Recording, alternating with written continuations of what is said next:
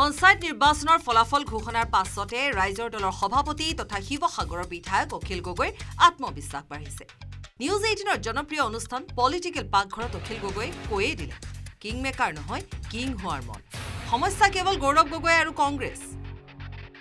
যদি কেতিয়াবা সুযোগ পাওঁ যে অসমখন কেনেকৈ হ'ব তাৰ প্লেনিং কৰিবলৈ যদি সুযোগ পাওঁ তেতিয়াহ'লে মই আপোনাক স্পষ্টকৈ কৈছোঁ যে 5 বছৰ মোক সময় দিয়ক অসমৰ মানুহে, 5 বছৰৰ ভিতৰত অসমৰ মানুহৰ ভাগ্য বদলাই দিম।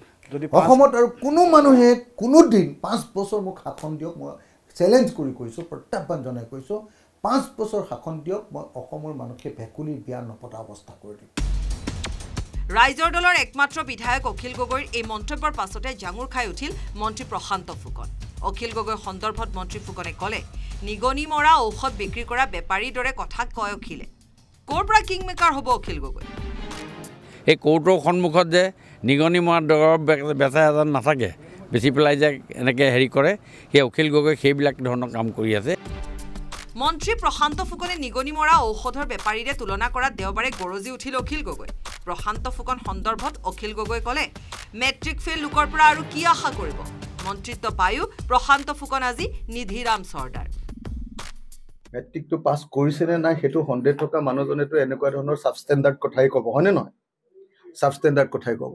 অসমীয়াত এটা কথা আছে নহয় যে ঢাল নাই তৰোৱাল নাই নিধিৰাম চৰ্দাৰ। প্ৰশান্ত ফুকন হ'ল নিধিৰাম চৰ্দাৰ। কিং মেকাৰ আৰু কিং হোৱাৰ কথা কোৱাৰ পাছতে এতিয়া ৰাইজৰ দলৰ সভাপতি অখিল গগৈৰ সৈতে বাক বিতৰ্কৰ সূচনা হৈছে মন্ত্ৰী প্ৰশান্ত ফুকনৰ। মঙলদৈৰ পৰা নৱজ্যোতি মহন্তৰ সৈতে বিজু কুমাৰ ডেকাৰ report, news 18 Assam north east.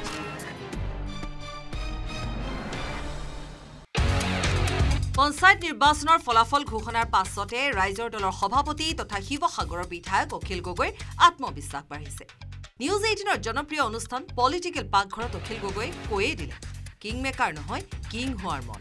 সমস্যা কেৱল গৌৰৱ গগৈ আৰু কংগ্ৰেছ। যদি কেতিয়াবা সুযোগ পাওঁ যে অসমখন কেনেকৈ হ'ব তাৰ প্লেনিং কৰিবলৈ যদি সুযোগ পাওঁ তেতিয়াহ'লে মই আপোনাক স্পষ্টকৈ কৈছোঁ যে 5 বছৰ মোক সময় দিয়ক অসমৰ মানুহে, 5 বছৰৰ ভিতৰত অসমৰ মানুহৰ ভাগ্য বদলাই দিম। যদি অসমত আৰু কোনো মানুহে কোনো দিন 5 বছৰ মোক শাসন দিয়ক, মই চেলেঞ্জ কৰি কৈছোঁ, প্ৰত্যাহ্বান জনাই কৈছোঁ, 5 বছৰ শাসন দিয়ক, মই অসমৰ মানুহকে ভেকুলীৰ বিয়া নপতা অৱস্থা কৰি দিম। ৰাইজৰ দলৰ একমাত্ৰ বিধায়ক অখিল গগৈৰ এই মন্তব্যৰ পাছতে জাঙুৰ খাই উঠিল মন্ত্ৰী প্ৰশান্ত ফুকন। অখিল গগৈৰ সন্দৰ্ভত মন্ত্ৰী ফুকনে ক'লে, নিগনি মৰা ঔষধ বিক্ৰী কৰা বেপাৰীৰ দৰে কথা কয় অখিলে। ক'ৰ পৰা কিং মেকাৰ হ'ব অখিল গগৈ? এই কোৰ্টৰ সন্মুখত যে নিগনি মৰা দৰৱ বেচা এজন নাথাকে, বেচি পেলাই যে এনেকৈ হেৰি কৰে, সেই অখিল গগৈ সেইবিলাক ধৰণৰ কাম কৰি আছে। মন্ত্ৰী প্ৰশান্ত ফুকনে নিগনি মৰা ঔষধৰ বেপাৰীৰে তুলনা কৰাত দেওবাৰে গৰজি উঠিল অখিল গগৈ। প্ৰশান্ত ফুকন সন্দৰ্ভত অখিল গগৈ ক'লে, মেট্ৰিক ফেইল লোকৰ পৰা আৰু কি আশা কৰিব? মন্ত্ৰিত্ব পায়ো প্ৰশান্ত ফুকন আজি নিধিৰাম চৰ্দাৰ। মেট্ৰিকটো পাছ কৰিছেনে নাই সেইটো সন্দেহ থকা মানুহজনেতো এনেকুৱা ধৰণৰ ছাবষ্টেণ্ডাৰ্ড কথাই ক'ব, হয়নে নহয়? ছাবষ্টেণ্ডাৰ্ড কথাই ক'ব। অসমীয়াত এটা কথা আছে নহয় যে ঢাল নাই তৰোৱাল নাই নিধিৰাম চৰ্দাৰ। প্ৰশান্ত ফুকন হ'ল নিধিৰাম চৰ্দাৰ।